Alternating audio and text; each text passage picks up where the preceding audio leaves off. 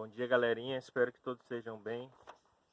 Essa aula é destinada aos alunos do segundo B da Escola Presbiteriana João Calvino. Tá? Espero que todos estejam bem, com saúde, que suas famílias também estejam bem, todos com saúde. Que possamos voltar logo para as nossas salas de aula, tá? Aqui eu vou estar respondendo aquelas perguntas que eu pedi para vocês enviarem para mim na última aula, tá? Primeira pergunta é da Brenda Colombo. Quanto tempo os rins levam para filtrar o sangue e como funciona esse processo de filtração do sangue? Bom, Brenda, a filtração do sangue ela não para, tá? Ela é 24 horas por dia, todos os dias da sua vida, tá? Mas ela faz uma média aí de 80 a 120 ml de sangue filtrado por minuto, tá? Nossa capacidade é essa daí, 80 a 120 ml por minuto. Pergunta 2, da Emily Cristina. Sistema urinário e sistema excretor são a mesma coisa? Sim, tá? São a mesma coisa. Aí ela continua. O senhor disse que as glândulas suprarrenal controlam a quantidade de urina a ser produzida pelo organismo. Sabemos que glândulas produzem hormônios. Dessa forma, qual o hormônio que regula a quantidade de urina e como ele atua? O hormônio que controla a quantidade de urina é o antidiurético, tá? Ele atua quando você precisa de urina, precisa liberar urina, ele aumenta em quantidade. Quando você precisa reduzir a eliminação de urina, ele também reduz em quantidade, tá? Quem vai fazer esse controle aí é a glândula suprarrenal que produz esse hormônio, tá bom? Hormônio antidiurético. 3. Pergunta do Marcos Dantas. Qual a função dos néfrons? Os néfrons são unidades filtradoras. São eles que vão produzir a urina, tá? Retirar o líquido do sangue para formar a urina. Como funciona o néfron na formação da urina? Pergunta da Suiane. Novamente, a resposta é a mesma para a pergunta anterior. Vai funcionar como filtrador, tá? Retirar a água do sangue com as suas impurezas, né? Suas excretas, e liberar através da urina. Próxima pergunta da Valessa. Se uma pessoa nasce apenas com um rim, ao começar a se desenvolver, o seu sistema excretor sofrerá algum risco? Não. Por quê? Porque um rim vai fazer o trabalho normal. Ela não vai ter nenhum processo de restrição, não, tá? Vai viver normalmente com uma pessoa que tenha 2 rins. Aí ela continua. E no caso, se essa mesma pessoa que nasceu apenas com um rim, ela terá que passar pela hemodiálise ou poderá seguir uma vida normal e saudável? Vida normal e saudável, tá? A não ser que esse único rim sofra algum tipo de problema, aí sim ela vai ter que passar por uma hemodiálise. Próxima pergunta do Vitor Gabriel Sampaio. Qual é a glândula que coordena todo o trabalho que os rins fazem para produzir urina? Ou se pararmos de produzir urina, quais são os principais distúrbios do sistema urinário? Bom, a glândula que coordena os rins é a glândula suprarrenal, tá? Ela que vai fazer produzir ou não, produzir mais ou produzir menos urina. Quais são os principais distúrbios do sistema urinário? A gente pode citar 2 aqui rapidamente para você, que é a gota e, aliás, 3, né? Gota, cálculo renal e infecção urinária, tá bom? Próxima pergunta do Pedro Henrique. Se os vasos do nosso corpo se romperem totalmente, o que acontecerá com o nosso corpo? Ou especificamente com os nossos rins? Bom, os vasos carregam sangue, tá? Se esses vasos se romperem, o sangue não vai circular, automaticamente você vai sofrer uma hemorragia interna. Hemorragia interna nada mais é do que rompimento de vasos no interior do corpo. E aí você automaticamente vai morrer, tá bom? Não sei se eu falei, mas essa pergunta é do Pedro Henrique. Próxima pergunta da Ashley Brito. Como ocorre a formação de pedra nos rins? A formação de pedra nos rins se dá pela má alimentação e pela falta de ingestão de água suficiente. Porque quando você se alimenta mal, muito refrigerante, muitos alimentos com conservante, né? Alimentos sem conserva, skins, enfim, isso tem muito sódio. E esse sódio em excesso, ele teria que ser eliminado pela sua urina. Quando você não bebe água, esse sódio, esse elemento mineral, ele vai permanecer no seu rim e vai gerar cálculo renal. Eles vão se agrupar, cristais menores com cristais menores, formando cristais maiores. E isso vai ocasionar os cálculos renais e vão lesionar seus néfrons. Você vai perder capacidade de filtrar o sangue, tá? Ela continua. Ao retirar ou doar um rim, o indivíduo poderia ter dificuldade quanto à produção da urina? Não, porque um rim vai estar funcionando, tá? Agora, se esse rim perder capacidade, aí sim ele vai ter problema, tá bom? Próxima. A pergunta da Kemily Ribeiro. Quais são os sais ou outras substâncias absorvidas pelos rins? O rim não vai absorver nada, tá? Ele só vai ser um órgão capaz de filtrar, pela ação dos néfrons, o sangue e retirar nutrientes ali. Nutrientes não, excretas. E jogar fora através da urina. A única coisa que ele vai devolver para o sistema é se porventura você não está tomando muita água, ele vai retirar as excretas e devolver essa água para o sangue. Tá? É a única coisa aí que ele vai devolver para o organismo. Se você está tomando água de forma correta, ele vai formar urina. Tá ok? Aí ela continua. Quando tomamos bebidas alcoólicas, o que é retirado das células que causa ressaca? A ressaca ela é ocasionada pelo metabolismo do acetaldeído, que é um agente tóxico que não precisa estar conosco e está presente na composição química do álcool. Então, quando a gente metaboliza o álcool, produz essa substância. E isso é que ocasiona a ressaca, tá? Próxima pergunta do Riquelme Souza. É possível um ser humano sobreviver em algumas circunstâncias durante minutos ou até horas com seu sistema excretor tendo parado de funcionar, desde que ele tenha ajuda de algum equipamento? Tá? No hospital, por exemplo, isso pode acontecer, mas naturalmente não. Próxima pergunta da Rayana Alencar. Como funciona o sistema urinário do ser humano? O sistema urinário do ser humano funciona limpando o organismo. Tá? Ele tem 2 rins, que vão filtrar o sangue, tirando as impurezas do sangue. 2 néfrons, que vão trazer essas impurezas, essa urina produzida nos néfrons, para a bexiga vai armazenar até você excretar isso pela uretra. Tá? Funciona dessa forma. E o que é nefrologia e urologia? Nefrologia estuda os distúrbios dos rins, somente dos rins, e urologia estuda os distúrbios, as doenças dos uréteres, da bexiga, da uretra e até mesmo do sistema reprodutor masculino. Tá? Próxima pergunta da Paula Toller. Como os rins funcionam para a eliminação das toxinas no organismo? Os rins funcionam como se fossem filtros. Não sei se você já viu algum filtro antigo, daqueles de barro. Eles têm uma velazinha dentro. E essa vela é a estrutura que vai retirar todas as impurezas dessa água. Então a água passa por esse filtro, as impurezas ficam retidas e passa a água limpa. Tá? É mais ou menos o que acontece com o nosso sistema também. Os rins funcionam assim, o sangue passa pelos rins, passam pelos filtros, que são os néfrons, as impurezas ficam retidas, tá? Para a formação da urina. É basicamente isso. Próxima pergunta da... Bom, eu acho que quem mandou essa pergunta aqui estava com o login de outra pessoa, tá? Lá, quando eu retirei a pergunta, está Augusta Bardales. Aí eu não consigo saber de quem é essa pergunta. Não lembro de ter alguma aluna chamada com esse nome, tá? Mas se tenho, me perdoe aí a falta de memória.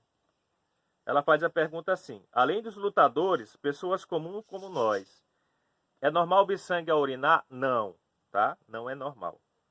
Há riscos de problemas nesse caso? Sim. Se você tem urina, se a sua urina tem sangue, significa que alguma coisa está errada no teu organismo. Você precisa de orientação médica. Procure um médico, tá bom? Pergunta do Cauã Castro. Sobre os lutadores de MMA, que às vezes acabam excretando sangue na urina, eles podem desenvolver algum problema não reversível? Sim. Se está ocasionando lesão e sangramento, isso pode, ao longo do tempo, também trazer problemas e riscos à saúde do atleta.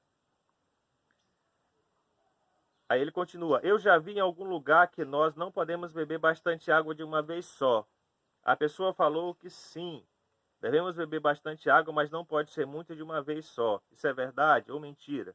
Como funciona essa questão? Bom, tudo na vida é exagero, até a água, tá? Você não pode beber muita água, porque você vai produzir muita urina. E a gente precisa de sais minerais no nosso organismo. Quando você bebe muita água, você vai perder muitos sais, tá? Isso vai trazer problemas para a sua saúde, porque os sais minerais são reguladores do nosso organismo. Se você não tem sais, todas as funções vão estar desreguladas em você. Ou seja, você nem pode beber muita, nem não beber água, ou beber pouca, tá? Você tem que beber ali o que os cientistas nos afirmam, né? Que é algo em torno de 2 litros por dia. Então, você bebendo essa quantidade aí, você está bem, certo? Próxima pergunta do David Costa. Como funciona o sistema urinário do ser humano? A gente já falou isso aqui no vídeo, né? Funciona filtrando o sangue, retirando as impurezas do nosso organismo e eliminando através da urina, tá? Próxima pergunta do Felipe Dias. Na hemodiálise, quando você vai urinar, você consegue urinar normalmente ou tem que ser por aquele saco de armazenamento? Não, você vai urinar normalmente, tá? Normalmente, não precisa de sonda não. Sandra Figueiredo pergunta, qual é a importância do néfron além de filtrar o sangue? Ele tem mais alguma função? Se sim, qual? Não, a função dele é de fato só filtrar o sangue, tá? Qual a função do rim? Pergunta o Anderson. A gente já falou. Ele serve como filtrador do nosso sangue produzindo urina. Pergunta do Pedro Henrique de Souza Melo. Quais problemas podem acontecer caso eu beba muita água fora do normal? Também a gente já falou aqui que se você beber muita água, você também vai perder muitos sais minerais e isso é prejudicial ao seu organismo, tá bom? Nem muita água, nem pouca água, né? Ache ali um equilíbrio, né? Que os cientistas afirmam que é algo em torno de 2 a 3 litros de água por dia. Próxima pergunta do Lucas Santos. Professor, o que acontece quando nossa bexiga está muito cheia e não tem lugar adequado para poder urinar? Pois a gente corre algum risco deixando nossa bexiga muito cheia? Corre, tá? Não é saudável. Porque a urina tem muitos agentes ali da nossa flora bacteriana e elas podem proliferar de forma exagerada, gerando infecção urinária. Então, não é saudável não.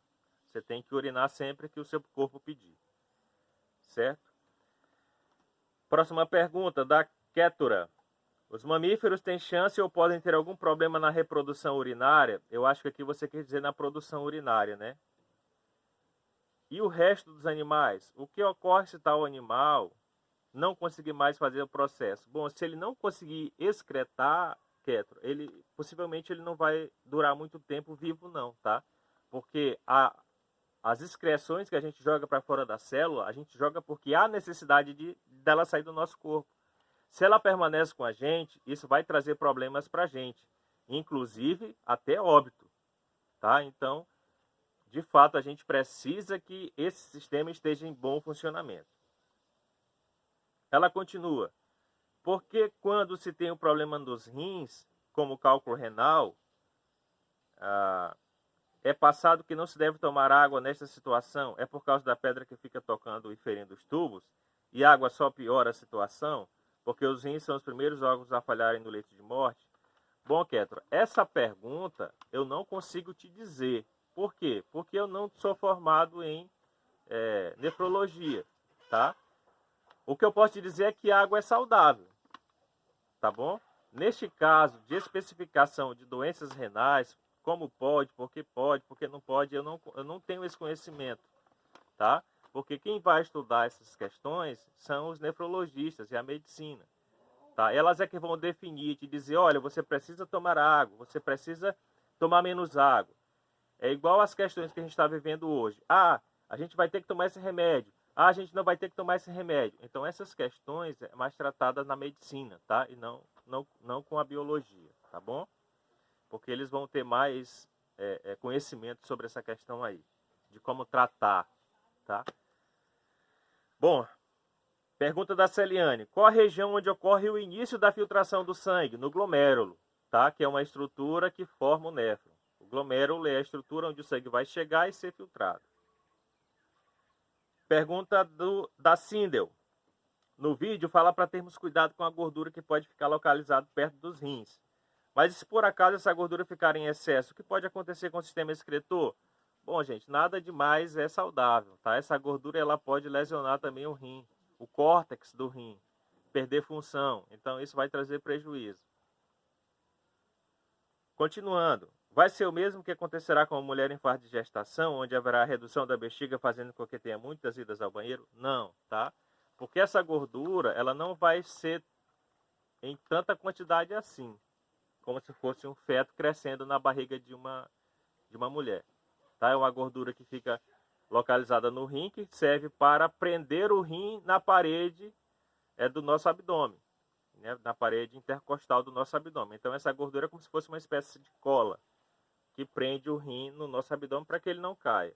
Então se essa gordura aumentar, ela vai envolver o rim e lesionar também de forma definitiva o nosso rim. Então não é bom o aumento dessa gordura, tá? Próxima pergunta da Isabelle Souza. O senhor falou sobre os rins, néfrons, mas onde começa a filtração dos rins? Nos néfrons? Sim, tá? Principalmente na região chamada glomérulo. É onde acontece o início da filtração do sangue. Pergunta da Jaiane Souza. Como funciona a excreção do gás carbônico? Jaiane, a excreção do gás carbônico é no sistema respiratório, tá? Então, quando você respira, o oxigênio entra na corrente sanguínea e a corrente sanguínea deixa gás carbônico que é expelido através do sistema respiratório, tá? Pergunta do William. Se bebermos muita água, o sal acumulado nos rins são os que formam as pedras nos rins? Sim, tá? Esses sais que se acumulam no nosso rim é o que vai formar os cálculos renais. O que seria a cor amarelada da urina? A cor amarelada da urina significa que tem sal demais. Quando eu falo sal, eu não falo sal de cozinha, não. Tá? Eu falo de sais em geral. Sódio, potássio, cálcio. Os minerais que a gente encontra na natureza que a gente também precisa no nosso organismo para poder regular as nossas funções. Tá? E isso vai, em excesso, vai lesionar os rins. E quando a gente amanhece o dia que vai fazer xixi, vai urinar, a nossa urina é amarelada porque a gente passou a noite todinha sem o banheiro, muitas vezes, mas o sangue sendo filtrado. Então ficou armazenado ali para que quando você fosse ao banheiro, você expelisse tudo isso. Então por isso é uma cor amarelada, porque há uma concentração maior de sais. Ok? Continuando. Pergunta do Ian. Quais são as substâncias normalmente reabsorvidas e lançadas novamente no sangue a nível do néfron, retornando a outras partes do corpo? A água, tá? Se você não toma muita água, você vai limpar o sangue vai para o néfron vai tirar as impurezas, mas não vai formar urina. Então a água volta para o sangue, tá? Então a resposta da sua pergunta, Ian, a substância reabsorvida é a água. 28, pergunta 28, né? Da Antônia Iris. Qual o principal resíduo nitrogenado produzido no nosso corpo? Ureia, tá? Que é a qual a gente excreta na nossa urina. Pergunta do Cairo Vinícius. Qual é o nome do hormônio que atua nos túbulos néfricos e nos ductos coletores? Hormônio antidiurético, tá? Que é produzido na glândula suprarrenal. Kevin Castro pergunta. Quais os elementos que compõem a urina? Água e sais. E células mortas também. Tá bom? Espero que vocês tenham entendido. Se a sua pergunta não está aqui e você enviou, talvez signifique que você enviou fora do prazo, por isso que eu não listei aqui, tá? Mas está lá, está registrado, tá? Eu vou considerar. Tudo bem? Espero ter ajudado vocês, que a gente volte logo para as nossas salas de aula, todos com saúde, tá? Um grande abraço, fiquem com Deus e até mais.